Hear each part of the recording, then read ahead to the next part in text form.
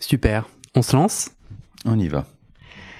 Omar, vous me recevez dans votre cabinet et c'est la première fois pour moi que je fais un entretien. J'ai le divan juste derrière moi. Vous êtes mon tout premier psychanalyste qui me reçoit dans le cabinet. Et on va commencer par discuter et nous interroger sur votre parcours à vous d'analysant. Avant de parler de psychanalyse, qu'est-ce que vous pouvez nous dire à votre propos ? On sait que vous vous appelez Omar. Et quoi d'autre ? Qu'est-ce que vous pourriez nous dire pour une auditrice, un auditeur qui vous découvre ? Alors, mon parcours en tant qu'analysant, vous dites. C'est-à-dire ce qui m'a poussé, je me lance loin, ce qui m'a poussé dans ma toute première demande d'aller voir un psychanalyste quand j'étais adolescent, parce qu'il fallait faire un choix d'orientation. Et j'étais déjà, je dirais déjà, parce que c'est un symptôme qui m'a poursuivi, d'être un peu dans un entre-deux. Et donc j'avais du mal à faire ce choix, et c'est un psychanalyste qui m'a aidé. Un choix scolaire ? Oui, absolument, d'orientation. J'étais en... Voilà, il fallait choisir littéraire ou scientifique, et donc mes notes me permettaient de faire les deux. Ça aurait été plus facile d'être nul très clairement pour l'un ou l'autre, et donc voilà, j'ai hésité et il m'a poussé à faire un mauvais choix. Ah, vous avez fait quoi du coup ? Scientifique, mais j'ai corrigé le tir l'année d'après. Mais donc voilà, c'est par un échec entre guillemets que ça a commencé. Je pense que c'est souvent comme ça. Mais attendez, comment vous êtes arrivé dans le cabinet d'un psychanalyste en tant qu'adolescent, par hasard ? Non, pas tout à fait par hasard. C'était dans le cercle familial, il y avait déjà cette référence à la psychanalyse comme une référence possible, toujours avec un œil dirigé vers l'Argentine, qui était le pays où la psychanalyse rayonnait le plus en Amérique latine. Si j'ai bien entendu, dans votre famille, vos parents faisaient une psychanalyse et habitaient en Argentine ? Non, ça se passait en Équateur. En Équateur, qui est un autre pays d'Amérique latine. Où vous avez grandi ? Où j'ai grandi. Je n'y suis pas né, mais j'y ai grandi. Je suis né au Chili. Au Chili, on a quitté le Chili suite au coup d'État de Pinochet assez rapidement. Et donc oui, j'ai grandi entre l'Équateur, la Colombie, puis l'Équateur nouveau. Mais la référence était justement l'Argentine, qui était le pays de la psychanalyse dans le monde hispanophone. Vos parents faisaient une psychanalyse ? Pas les deux. Ma mère, pas mon père, qui... Et d'ailleurs, c'est intéressant de les différencier parce qu'ils représentaient un peu l'univers scientifique ou littéraire, finalement, l'un et l'autre, de manière très différenciée. Et donc, effectivement, pour m'accompagner dans ce choix, d'aller consulter un psychanalyste était un peu le réflexe sur lequel ils se sont accordés tous les deux, et ça a commencé comme ça. Pourquoi vous parlez français ? Parce qu'on est en France, parce que je vous parle à vous. Pourquoi je parle français ? Parce que effectivement, je vous ai parlé de plusieurs pays, mais une fois que j'ai fait ce choix et que j'ai engagé des études universitaires en Équateur, justement, je n'avais qu'une hâte, c'était de partir en France. Ça pourrait se lire de plusieurs façons, hein. Il y a la petite bourgeoisie latino-américaine depuis 2 ou 3 siècles envoyait toujours ses enfants faire une initiation en Europe, et la référence était les Lumières de la France. Dans mon cas, ce n'était plus non plus la décennie des années 70 où les intellectuels latino-américains venaient passer des périodes assez longues en France en particulier. C'était Lacan, puisque la psychanalyse m'avait un peu questionné quand j'avais 16 ans à peu près pour faire ce choix. Ça m'a interpellé. J'ai commencé à lire Freud dans les traductions qui circulaient en espagnol, et puis Lacan. Et donc Lacan était imbitable en espagnol. Et j'étais persuadé que c'était un problème de traduction. Il y a un rapport au pénis, là, dans le terme que vous avez utilisé? Peut-être. Peut-être. C'est ce que je croyais, en tout cas, au tout début, quand j'ai appris ce mot. Mais là, ce qui me paraissait, c'était effectivement, il y avait quelque chose d'un nœud, si vous voulez faire une autre référence en membre masculin, un nœud qui était impossible à dénouer, c'est-à-dire des phrases qui voulaient rien dire en espagnol. Non mais attendez, aidez-moi, vous avez 16 ans, moi je connais pas beaucoup de jeunes de 16 ans qui se disent tiens, je vais lire Freud et Lacan. Bon, c'est très chouette, mais pourquoi juste vous étiez cet adolescent passionné, suivant son intuition, vous c'était pas le foot, c'était Freud et Lacan. Oui, non, c'était pas. Je suis plein dans le cliché là. Oui, c'était pas du tout le foot qui peut être une religion dans certains pays d'Amérique latine et pas que, hein. Mais non, je pense que j'étais agacé parce que je comprenais pas quels étaient les outils qu'avait servi à ce psychanalyste que j'avais rencontré à m'orienter, à me faire parler. Et à me faire parler d'une façon nouvelle, justement, qui n'était pas, ce n'était pas les jésuites qui pouvaient me dire ce qui était bien et ce qui ne l'était pas. Ce n'était pas les parents, ce n'était pas, voilà, une orientation comme ça très franche. Et pourtant, j'avais dit des choses que j'avais dans les tripes, dans le cœur. Et donc je voulais comprendre comment ça s'était passé. Je pense que j'ai toujours été curieux. Donc oui, je connais pas d'autres camarades à l'époque qui s'intéressaient. Peut-être Freud un petit peu parce qu'on l'avait eu en philo, mais non, pas plus. Et du coup, comme j'étais curieux, j'ai assisté à des cartels, qui est une petite structure, c'est-à-dire un groupe d'études de psychanalystes, souvent en formation à des niveaux différents. Et donc j'étais effectivement le plus jeune de ce groupe, avec des psychanalystes qui discutaient de topologie, de concepts que je comprenais à peine, mais j'étais là. Du coup, il vous a pas dit votre découverte de la psychanalyse et votre premier psychanalyste vous a pas dit quoi faire dans votre choix entre littéraire et scientifique? Non. Mais donc vous avez dit il vous a fait faire un mauvais choix. Dans quel sens? Oui, vous avez raison de le reprendre comme ça. C'est une expression qu'on utilise souvent. On voit souvent des patients, des analysants, qui disent mon psy m'a dit de faire telle ou telle chose. J'ai même des patients. J'ai un patient dont je me souviens avec beaucoup de tendresse, qui avait été un peu maltraitant avec ses enfants. J'avais rien dit. J'avais été très surpris, stupéfait, j'avais dû grimacer quand il m'a raconté un acte violent, pas un acte sur sa fille, hein, mais c'était un acte sur un jouet de sa fille qu'il avait détruit avec violence. Donc moi j'avais été un peu sidéré, j'avais grimacé, et je lui avais dit simplement, on en reparle la prochaine fois. Et quand il est revenu, il m'a dit « J'ai fait ce que vous m'avez dit ». Et donc je pense que c'est un réflexe d'analysant que moi-même, vous voyez, le moi adolescent a eu ce réflexe de dire « Il m'a fait faire » ou « Il m'a dit de », alors que ce n'est pas lui. Vous voyez, quand j'ai grimacé par rapport à ce patient-là, ça a fait coupure. Ça l'a arrêté dans quelque chose, ça l'a poussé dans une réflexion, et il est venu la fois d'après en disant « J'ai fait ce que vous m'avez dit », c'est-à-dire je n'ai plus détruit le jouet de ma fille, je l'ai racheté et j'ai confisqué le jouet en disant à ma fille, si tu ne fais pas ce que tu as à faire, enfin je sais plus ce que c'était, les devoirs ou arrêter les bavardages ou quelque chose comme ça, tu n'auras pas la jouissance de ce bien, comme dirait un avocat. Tu n'auras pas le droit de jouer avec ça. Ce qui me paraissait une évolution, effectivement, il n'était plus violent, il ne cassait plus, il était dans quelque chose de plus symbolique, qui produisait un effet. Mais du coup, que je comprenne, pourquoi votre première psychanalyse, en tout cas votre premier psychanalyste, en quoi c'était un mauvais choix? J'entends que vous avez pu dire des choses que vous aviez dans les tripes, avez-vous dit.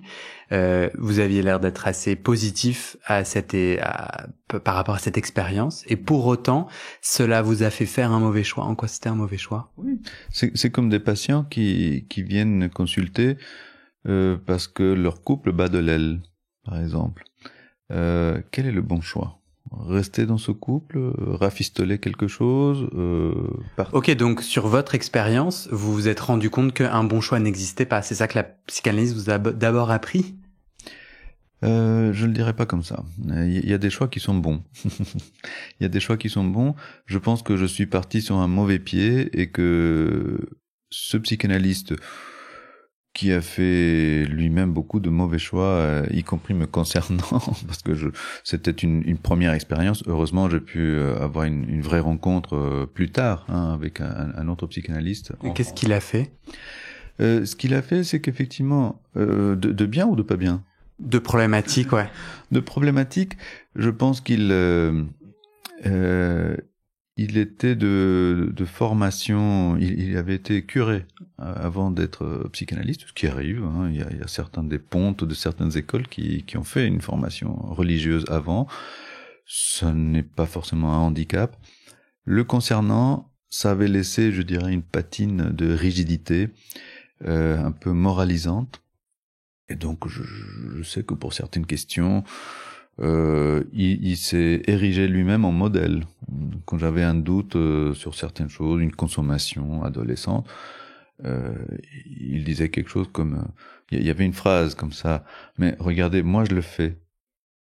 Ce qui était pour moi une façon de se proposer en modèle, et c'est pas ça dont j'avais besoin à ce moment-là. C'est-à-dire, il occupait trop la place, alors que pour moi, étant psychanalyste aujourd'hui, j'exerce, et ça je le dois à mon deuxième psychanalyste, de garder un cap plutôt éthique, de dire justement, je n'ai pas à lui dire ce qui est bien ou pas bien. Du coup, je me demandais, vous avez fait combien d'années d'analyse en tant qu'analysant? Alors, c'est difficile à dire. Difficile parce que il y a eu cette première expérience qui a duré peut-être 2 ans.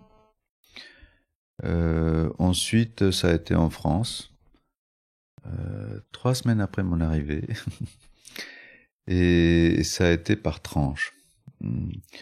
Par tranche. À la louche, combien d'années? Mais je pourrais dire peut-être une bonne quinzaine d'années en France.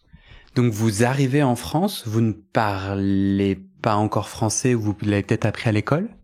Non, je l'ai appris 4 ou 6 mois avant de venir en France, parce que j'avais très envie, et le temps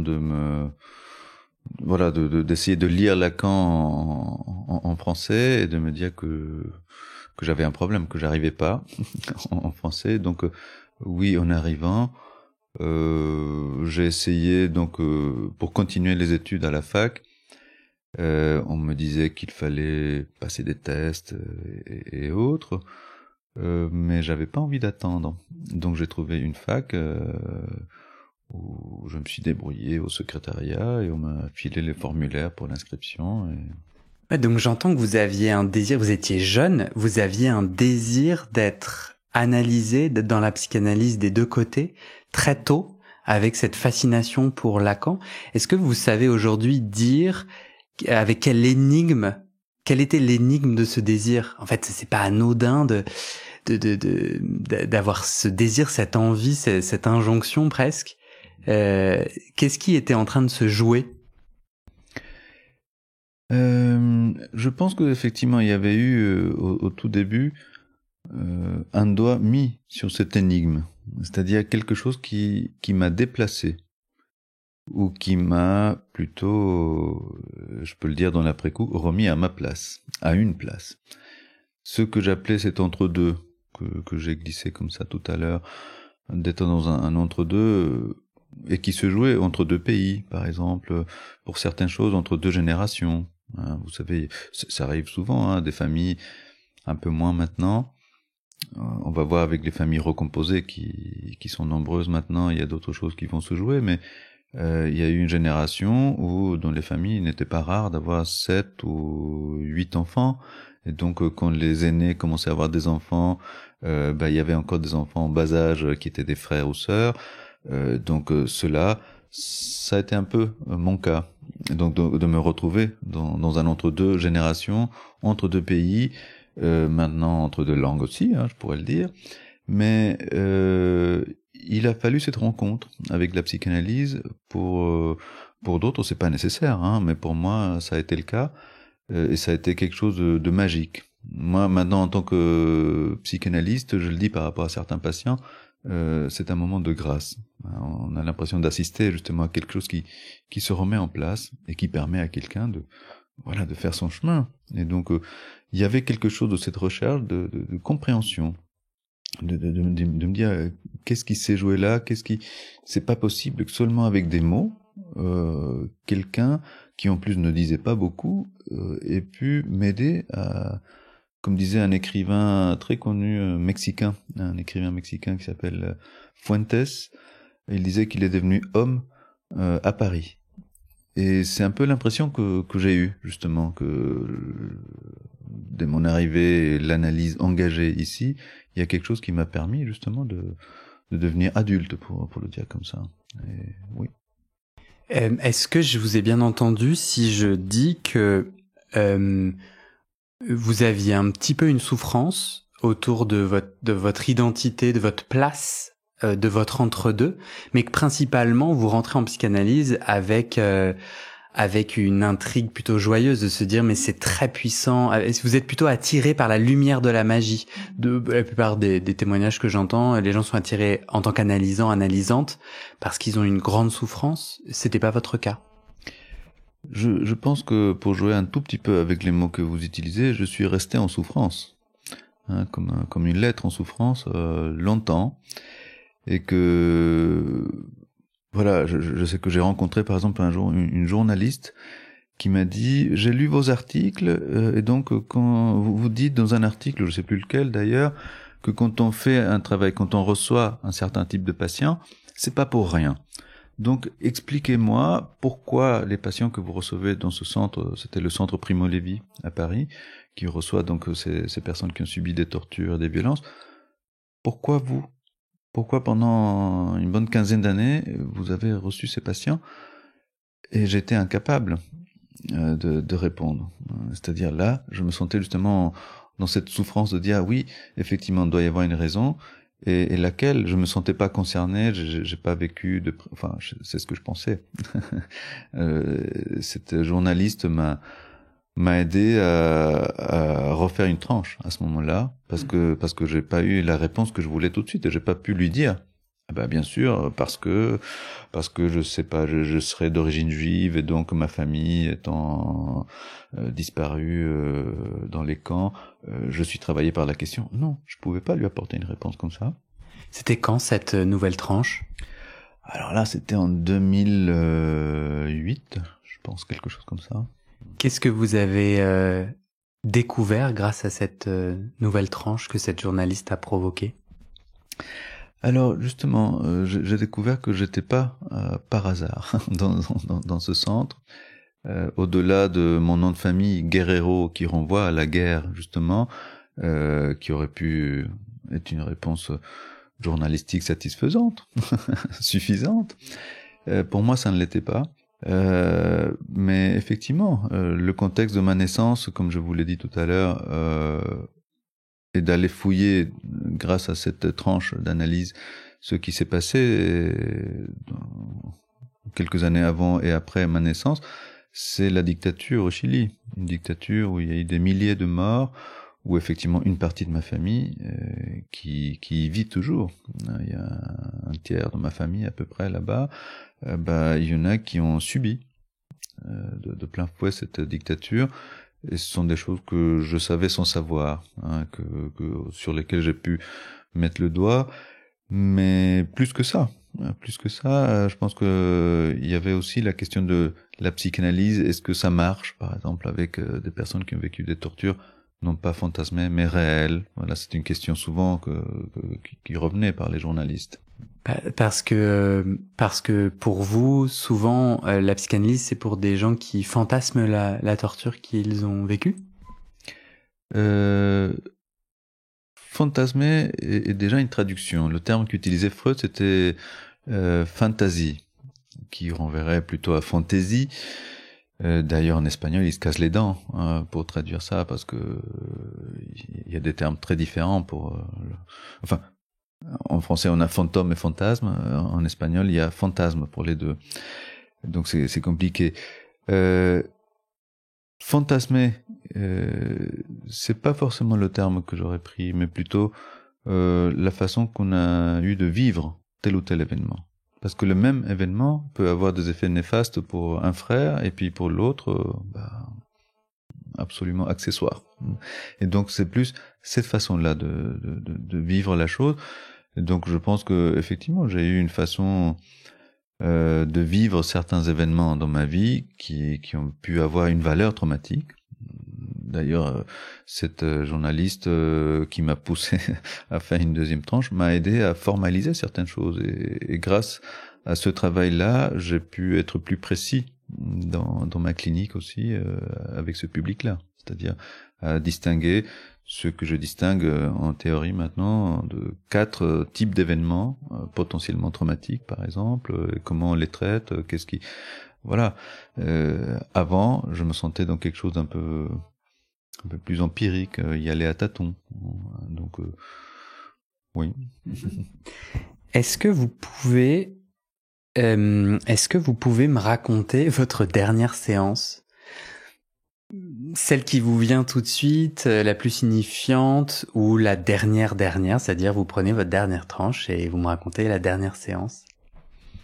En tant que patient, donc. Il me semble que quand on a commencé à échanger, il y a un terme qui vous avait surpris. Que je vous dise que mon analyste avait été impitoyable.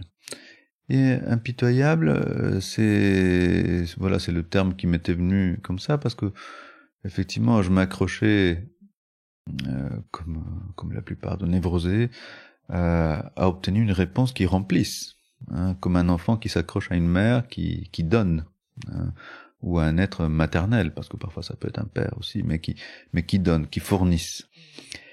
Et quelquefois c'est le plus simple.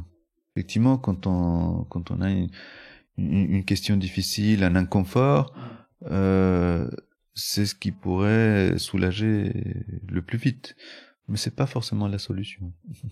Et quelquefois, d'ailleurs, les personnes qui travaillent avec des psychanalystes dans les institutions, j'ai déjà entendu ça, ils disent « Ah oui, mais pour vous, c'est plus facile parce que vous êtes entraîné à ne pas répondre, à ne pas dire oui ou non, etc. » Et c'est vrai, parce que on a dans les institutions j'ai côtoyé des assistantes sociales, par exemple, ou des médecins. Quand vous voyez un médecin et que vous amenez une plaie ouverte, il peut pas vous dire « Ah bah alors, qu'est-ce que vous en pensez ?» Il doit dire oui ou non, il doit soigner, il doit savoir ce qu'il fait. Pareil, une assistante sociale, si vous demandez un logement, elle peut pas vous dire vous avez une petite idée de pourquoi vous n'arrivez pas à en trouver. Bah non, ce serait violent. Donc du coup, là, vous me racontez que, en tout cas, sur votre dernière tranche, il était impitoyable parce qu'il ne vous nourrissait pas des réponses toutes faites. Est-ce que vous voulez me raconter votre dernière séance? Alors, justement... Mais moi, je demande, c'était quel jour? Factuellement, vous vous souvenez ou pas? Non. Non. C'était quel mois, de quelle année? Ça va peut-être vous agacer, mais même le terme qui me venait en vous écoutant, c'est fétiche. Je n'ai pas fétichisé ce moment pour noter sur un agenda. Bah voilà, c'était le 10 septembre. Donc pas de souvenir particulier de cette dernière fois, de cet au revoir? Non. Pas de souvenir, mais plutôt l'ambiance. Une ambiance d'insatisfaction que j'ai pu vivre dans l'après-coup comme joyeuse, comme soulagement. Soulagement dans le sens ouf, il n'a pas fourni, dans le sens où je m'accrochais peut-être une dernière fois à ce qu'il me donne une réponse concrète, à ce qu'il me dise oui, le mieux à faire est ceci. Et donc je suis passé, je pense, lors de cette dernière séance par plusieurs états: colère, agacement, envie de pleurer, tristesse, sentiment d'abandon, pour qu'il me dise, en me tapant sur l'épaule, vous savez très bien ce que vous avez à faire. Voilà, Il vous a dit ça? Oui, et je suis parti avec ça. Mais il vous a tapé sur l'épaule? Oui. Ah. Oui.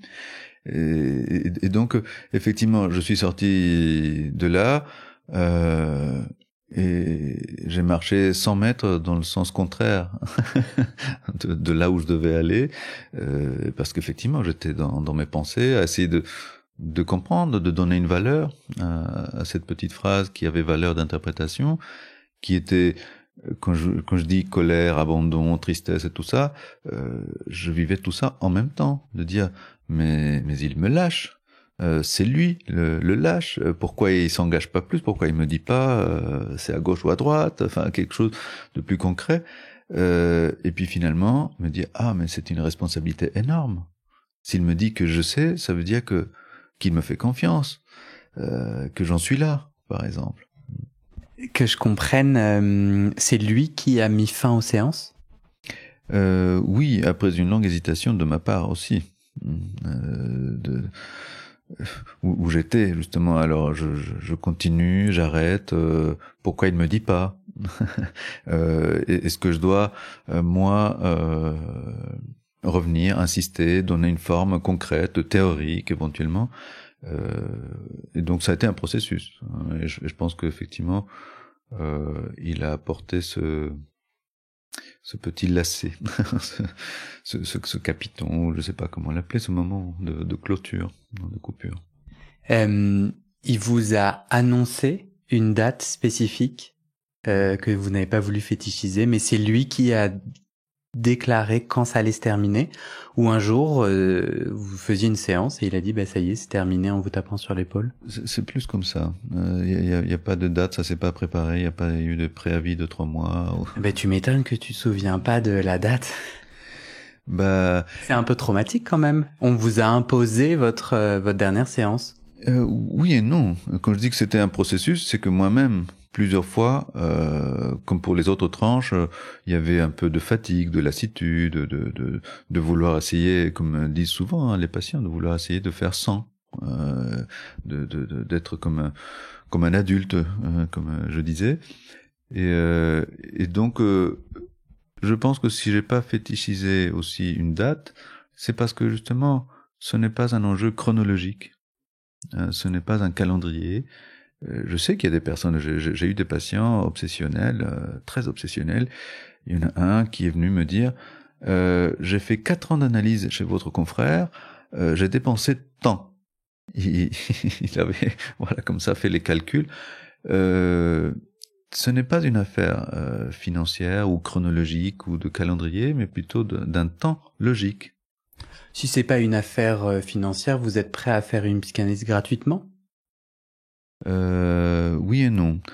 Je reçois des patients, parce que je continue de recevoir des patients qui étaient pris en charge dans ce centre et qui ont eu mon nom, ou qui ont lu, ou qui ont été orientés par des institutions dans l'humanitaire et qui n'ont pas de papier, qui ne. Mais vous êtes rémunéré? Je crois qu'on va pas s'étendre. Je crois que je réagis un peu. Je trouve ça un peu facile de dire, c'est beaucoup d'argent une psychanalyse pendant 4 ans, et le fait de dire c'est pas une question d'argent, ça m'a un peu piqué, parce que j'entends que, en tout cas, l'impact de la psychanalyse et les dires et ce qui se passe dans le cabinet a pas tellement rapport au cadre financier, et que c'est pas ça qu'il faut masturber, mais Ouais, non, c'est quand même, la psychanalyse est une affaire d'argent et vous, c'est votre métier et vous êtes payé pour. Mais je pense qu'on peut le garder pour notre interview quand vous serez psychanalyste. Pour revenir à vous en tant qu'analysant, on vient de parler de votre dernière séance et de vos souvenirs autour de ça. Je réentends le nœud de l'indécision. Est-ce qu'aujourd'hui vous avez l'impression que vous êtes encore en souffrance, comme votre terme, autour de ce nœud-là, ou qu'est-ce que la psychanalyse a fait? Moi, j'entends le parcours d'un homme qui se questionne autour de ce sujet depuis, vous avez dit 15 à 20 ans. Qu'est-ce que la psychanalyse a fait sur ce nœud pour vous? Je dirais qu'elle a mis de la couleur dans les ficelles pour pouvoir nouer comme je l'entends. Et donc, ce que la psychanalyse a apporté, c'est de la sérénité et du coup, une capacité à être plus réactif, justement, et sortir de ce nœud qui m'apparaissait gordien, impossible à dénouer. Je ne me sens plus handicapé comme je me sentais quand j'étais tout jeune, pour prendre des décisions, pour effectivement faire des choix, parfois graves, parfois un peu moins, mais plutôt être dans une action plus fluide. J'ai du mal à comprendre, et je vous invite à boire un petit peu d'eau si vous le souhaitez. J'ai du mal à comprendre parce que vous terminez ces 15-20 ans de psychanalyse avec toujours cette même anicroche autour de la décision, puisque c'est votre psychanalyste qui prend la décision presque à votre place. Et vous dites, oui, la psychanalyse m'a aidé à mettre des couleurs et à former les nœuds que je veux former. Mais du coup, c'est une fois sorti du divan que la magie a opéré. Est-ce que vous pouvez me raconter comment concrètement, on va imaginer que je connaisse rien à la psychanalyse, concrètement, moi je me dis, c'est raté. Le monsieur nous a fait de la psychanalyse pendant 15-20 ans et son dernier enjeu, c'est à nouveau une indécision que lui-même n'a pas tranchée. C'est un peu rudement dit, mais... Oui, non, mais j'entends et c'est tout à fait entendable.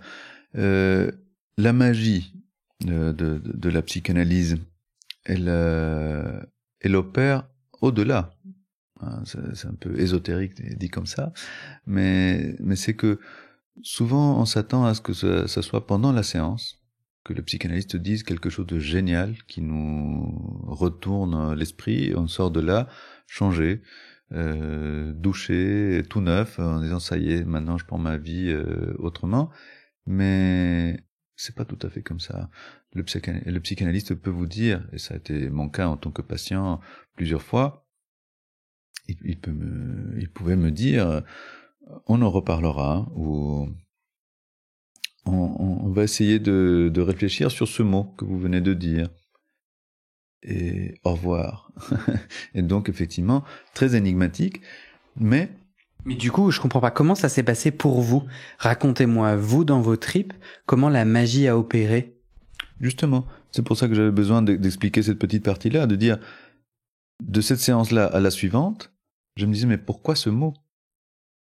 Pourquoi il s'est arrêté? Et il a peut-être pas compris ce que je voulais dire, ou peut-être que... Et puis, on est travaillé par ça pendant les 3 ou 4 jours jusqu'à la séance suivante, ou selon le rythme de chaque analyse.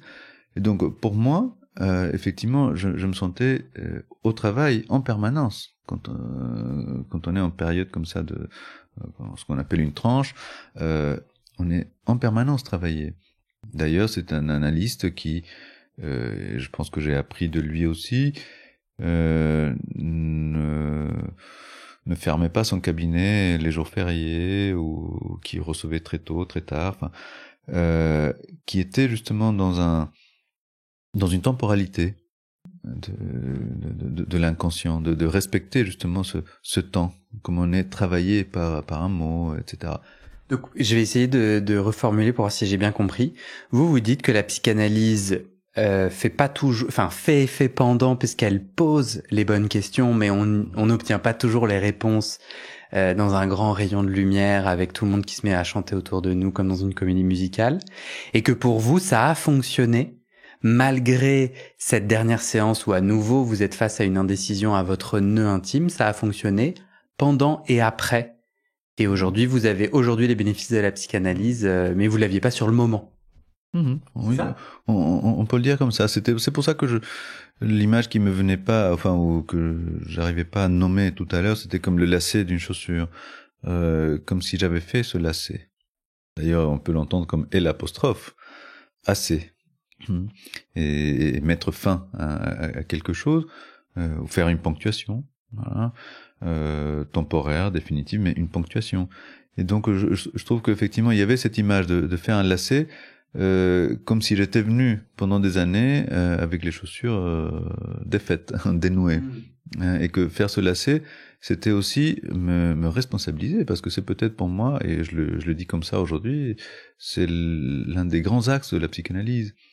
La psychanalyse n'est pas une thérapie comme les autres. C'est pas simplement pour aller mieux ou pour bien choisir une filière ou pour bien divorcer ou mieux accueillir une naissance ou je ne sais quoi.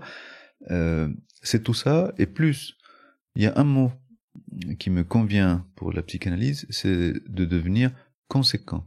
C'est-à-dire savoir que nos actes ont des conséquences et y aller.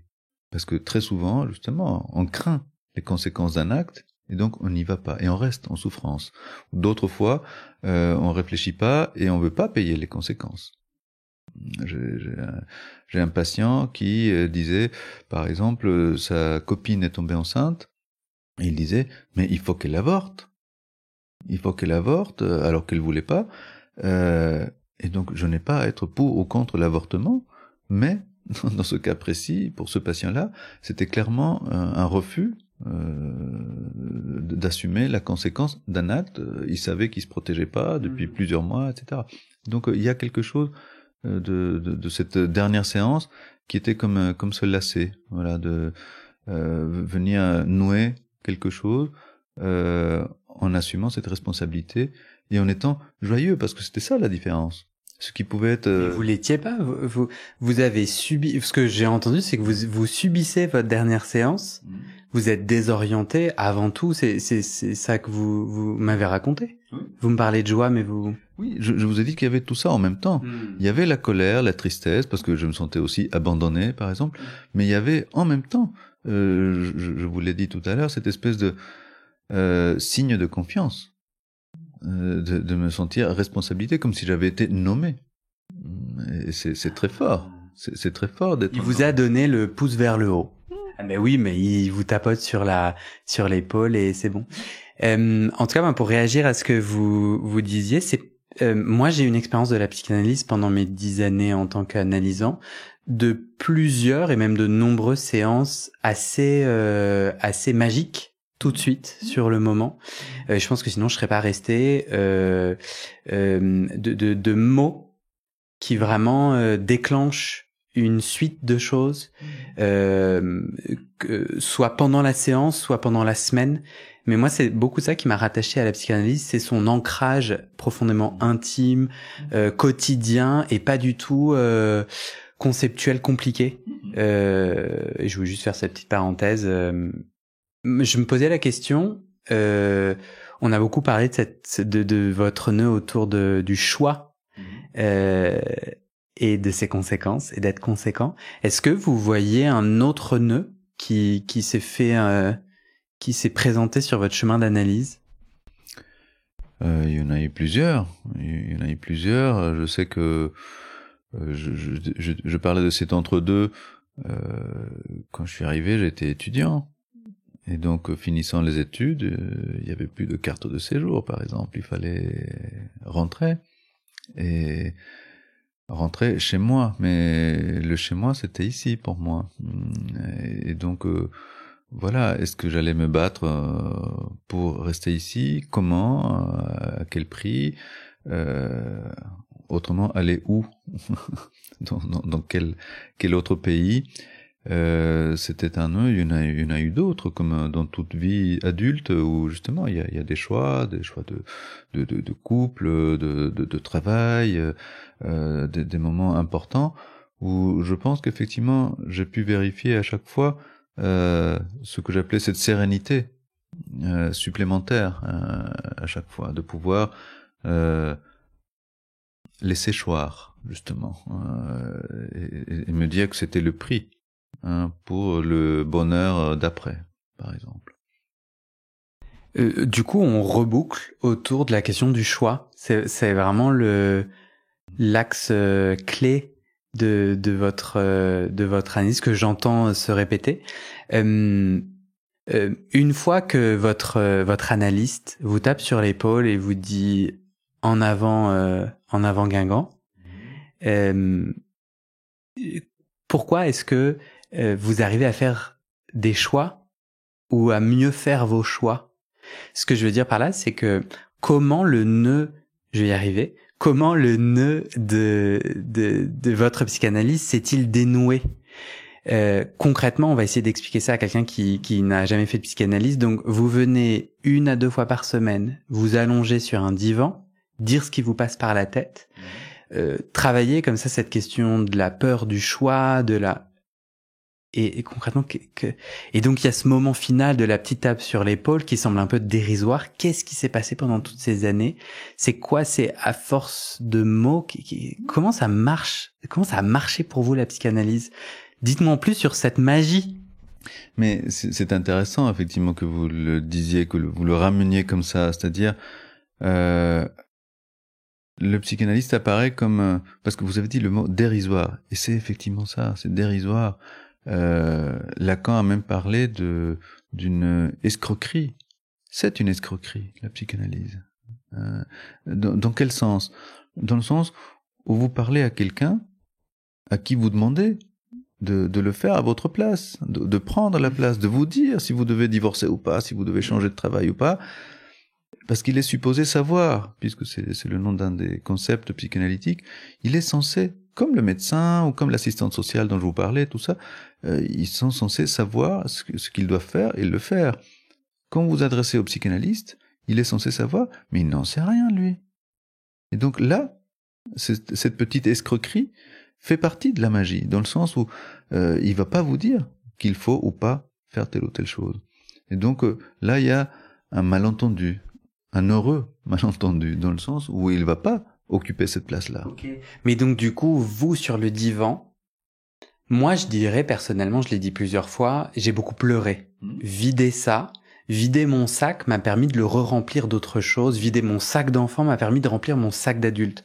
Donc concrètement, à quelqu'un qui me dit non mais c'est quoi, c'est vraiment un peu plus terre à terre là. On est dans la rue et on essaie de convaincre quelqu'un.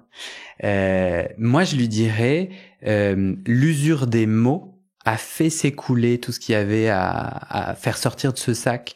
Donc j'ai répété, il y avait parfois j'ai fait des lapsus qui m'étaient répétés où je me disais ah oui et je creusais dans cette direction. Donc des lapsus sur la question du féminin, donc je creusais sur la question de l'identité féminine, enfin donc je peux de façon un peu concrète, et c'est ça l'exercice que je vous invite à faire, dire bon bah voilà à quoi ça sert de venir et de revenir, de dire et de redire. Donc j'ai compris, il ne vous a pas donné de réponse, à part à la fin une tape sur l'épaule. J'ai compris que vous y étiez présent, vous êtes venu à ce divan semaine après semaine. Est-ce que vous savez à quoi ça a servi de dire et de redire? À ce que je le dise autrement, et à ce que mon dire, je ne sois plus le spectateur, le perroquet, mais l'énonciateur, le propriétaire, voilà, le protagoniste. C'est quelque chose qui m'est arrivé de dire à des patients, c'est-à-dire même si c'est la femme que vous aimez le plus au monde, même si ce sont vos enfants, s'ils disparaissent, s'ils venaient à mourir, vous êtes là, vous êtes toujours là. Donc c'est votre vie, c'est votre film. Et donc vous êtes le protagoniste de ce film. Ça, on l'oublie souvent.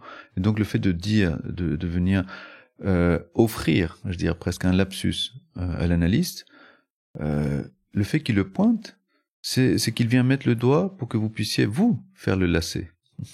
Ouais, mais du coup, vous avez pas fait le lacet à la fin. C'est ça qui me gratouille dans votre énigme. C'est que si votre psychanalyse était un film d'Hollywood, on se serait dit bon les gars, à la fin, et les meufs, à la fin, c'est lui qui va décider C'est lui qui va faire le choix, c'est lui qui va sauter dans la piscine. Et moi, j'entends plutôt une histoire où en fait, votre psychanalyste lui dit, bon Coco, allez, tu t'en vas maintenant. J'aurais pu revenir justement après cette séance, parce que il m'aurait pas dit non, il aurait pas fermé la porte. C'est là justement où la balle est lancée dans le camp du patient, pour qu'il puisse faire mieux. Comme disait Beckett, c'est une petite phrase maintenant que tout le monde connaît, mais que j'aime beaucoup, c'est les instructions qu'il donnait aux acteurs. Vous montez sur scène, vous voulez interpréter un personnage, vous avez échoué, eh ben très bien, remontez sur scène et échouez, mais échouez mieux. Et il y a quelque chose de cet ordre-là, parce que j'aurais pu rester dans cette indécision et revenir et dire, mais est-ce que je suis prêt, ou est-ce que je suis tout prêt de faire ce choix, et donc il y a un acte positif ou négatif, de présence ou d'absence, qui est pour moi la signature, la mienne en l'occurrence, mais pour chaque patient aussi. C'est-à-dire, il y a des actes qui sont la signature d'une névrose, d'un aller mieux, ou au contraire, d'un cercle vicieux. Super, merci beaucoup. J'avais une dernière question qui m'échappe. Là, ça y est, je l'ai retrouvée. Je me suis étonné dans ma question, pourquoi parler français? Pourquoi vous parlez français? Et en fait, j'étais persuadé d'avoir touché quelque chose. Et en fait, en ayant écouté votre histoire, j'ai envie de vous la reposer, la question, parce que en fait, j'entends que votre français parfait, d'ailleurs, qui ne laisse entendre pas vos racines, pour moi, est la preuve physique d'un choix. Vous êtes resté en France, vous avez choisi la France où vous vous sentiez chez vous, et vous avez choisi cette langue. Du coup, comment l'avez-vous choisi? C'est un choix, comme la psychanalyse d'ailleurs. Je parlais de transfert tout à l'heure. C'est un choix d'amour. Le transfert, c'est de l'amour. On se fait adopter plus ou moins, un peu, beaucoup, à la folie. Et donc, oui, je me sens comme un enfant adoptif, avec toutes les tares des enfants adoptifs. C'est-à-dire, quand on est un enfant de la famille, on peut mal prononcer, mal dire, on s'en fiche, puisqu'on a la légitimité de l'enfant de la famille. Alors que l'enfant adopté, il doit respecter justement les règles et tout ça pour continuer de se faire aimer par cette langue. Donc évidemment maintenant c'est un réflexe, hein, c'est là, mais c'est repérable. Je l'ai repéré très souvent, et je ne suis pas le seul, hein. Il y a des auteurs que j'adore, que j'aime beaucoup, comme Henri Méchonic par exemple, qui est mort maintenant, mais qui a écrit des choses fantastiques par rapport à la langue française, qui était traducteur aussi. Vous avez des pays qui étaient des anciennes colonies françaises où les gens parlent comme des livres, c'est-à-dire avec des mots qu'en France on n'utilise pas dans le quotidien, qui conjuguent, qui prononcent, qui font des liaisons, des accents.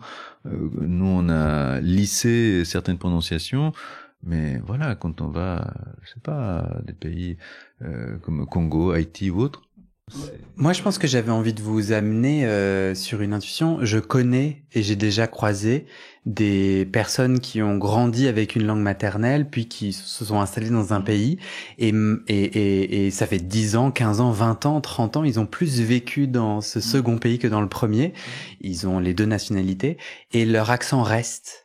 Je connais d'ailleurs quelqu'un qui est du sud de la France, qui est venu à Paris et qui n'a jamais, m'a-t-elle dit, n'a jamais perdu son accent par rapport à d'autres personnes de sa connaissance qui venaient de sa ville du sud. J'entends quand même que vous n'avez plus aucune trace de votre accent. Et j'étais assez curieux de me dire, ouais, donc il y a un choix et il a été définitif, c'est-à-dire puisque si vous vous baladez, on ne peut pas. Vous auriez pu rester dans l'entre-deux. Vous auriez pu être les deux, être des deux nationalités, avoir deux maisons, mais vous avez choisi la France. Voilà, oui, j'aurais pu, oui mais non. et effectivement, Ça, c'est la psychanalyse qui vous a aidé dans ce choix ou pas du tout? Je pense, hein. Je pense, mais peut-être qu'il y avait quelque chose d'avant. Je pense au contraire même que ma psychanalyse à un moment donné allait dans le sens de retrouver un peu un accent que j'avais voulu gommer, etc. Mais il était trop tard. Il était peut-être trop tard que l'accent aurait été comme une coquetterie ou quelque chose un peu artificiel. D'ailleurs, moi, je le reconnais, l'accent. Je sais que des traces, il y en a toujours. Mais c'est un choix. C'est un choix. Et quand je disais que c'est une question aussi d'amour, c'est que mon choix était d'exercer ici, de me mettre en jeu, d'avoir ma place ici. Et donc, quand on veut jouer, à quelle place on veut jouer? Si ça avait été un autre pays, peut-être que j'aurais choisi, je sais pas, d'occuper une place plus par le financier ou par la musique ou par la gastronomie, ou bien que la gastronomie pour moi ça fait partie de la langue française. Mais en France, c'était la langue. D'ailleurs, c'est Méchonic qui le dit. Hein. Il y a un petit ouvrage qui s'appelle De la langue française, qui est une petite bible pour moi. C'est l'un des idéaux, parce que chaque langue a un idéal. Pour la langue française, c'est la pureté. Pour la langue allemande, ça va être la précision, par exemple, ou pour d'autres, le fait d'être concise, etc. La pureté. Voilà une monnaie d'échange avec laquelle il fallait jouer. Donc si ça se passait par la langue, peut-être que je ne tenais pas à être renvoyé effectivement à une place de touriste, par exemple. Je ne sais rien. Je trouve que je trouve ça assez triste ce que vous dites. Enfin, ça me rend triste. Ce n'est pas triste, ça me rend triste. Je trouve que vous mettez en mots la pression, le carcan que la France et la langue française met sur l'autre, enfin sur celui qui n'est pas né au bon endroit ou de la bonne famille, enfin bonne, en tout cas pour être français quoi. Mais est-ce que moi je suis né pas loin de Paris et pour autant votre langue française est bien plus pure que la mienne et ça m'intéresse pas que mes mots soient purs, que mes fautes ne se fassent pas parce que sinon je peux pas vivre, je peux pas respirer, je peux pas glisser, je peux pas me tromper. Ça serait chouette que la France soit plus ouverte et accueillante pour que celles et ceux qui veulent la rejoindre se foutent pas une pression de malade. C'est mon point de vue, petite parenthèse. Merci beaucoup. J'ai une dernière question et je trouve que c'est la plus dure que je n'ai jamais posée jusqu'à présent. J'ai envie de vous demander, est-ce que vous êtes épanoui aujourd'hui? Est-ce que vous êtes heureux? C'est l'une des choses les plus difficiles à assumer. Et c'est pas moi qui le dis, j'ai perdu le nom de l'auteur, qui disait justement que le bonheur était l'une des choses les plus difficiles à assumer. Et je me sens heureux, je me sens épanoui. Je suis content de ce que je fais. Il y a effectivement des fois des collègues ou même des gens de la famille qui peuvent vous dire mais recevoir des patients à 7h30 du matin, tu dois raser les murs. Non, je viens en sautillant et en sifflotant. Je suis content de ce qui se passe. Je me sens à moitié nu. Je retrousse mes manches avec chaque patient pour justement aller au fond de ce qui se joue avec chacun. Il y a quelque chose d'une dynamique, de quelque chose de très prenant qui peut être parfois psychiquement épuisant, mais je me rends pas compte parce que justement. Et là, je ne parle que de mon travail, mais effectivement, ça transpire autour. Vous avez beaucoup parlé d'amour. Est-ce que vous êtes amoureux? Oui, oui, bien sûr, et dans les différentes formes, d'être amoureux d'une femme, mais également aussi de mon travail, de ce qui se passe, de ce qui se joue, je disais, dans mon travail, et aussi donc avec chaque patient, quand je ne le sens pas. Je peux aussi orienter quelqu'un ailleurs parce qu'il faut que justement cette énergie, cette dynamique soit en place pour pouvoir faire quelque chose. Merci beaucoup. Je vous propose qu'on passe à l'épisode suivant de vous en tant que psychanalyste. Merci Omar. Merci à vous. Merci d'avoir écouté cet épisode. Si vous avez aimé, alors je vous propose d'écouter mes autres podcasts. Je vous mets les liens dans le descriptif de cet épisode. Premier podcast, Comment bien se planter, est un podcast pour les entrepreneurs qui veulent débloquer leur rapport à l'échec et à l'argent et développer leur projet dans la joie. Dans ce podcast, je raconte mon propre chemin d'indépendant, mes réussites et mes échecs, et je donne les meilleurs outils qui fonctionnent sur moi et que je transmets en tant que coach pour indépendants. Deuxième podcast, intitulé « Comment devenir sexuellement épanoui ». Dans ce podcast, des hommes queer, homosexuels, bi ou autres, racontent leur chemin de sexualité et d'intimité et comment ils tentent de s'épanouir face aux normes. Et enfin, un troisième podcast intitulé « Dans les coulisses des céramistes ». Des céramistes plus ou moins expérimentés me racontent les coulisses de leur pratique, leur chemin de réussite et d'échec. Merci et à bientôt dans les oreilles.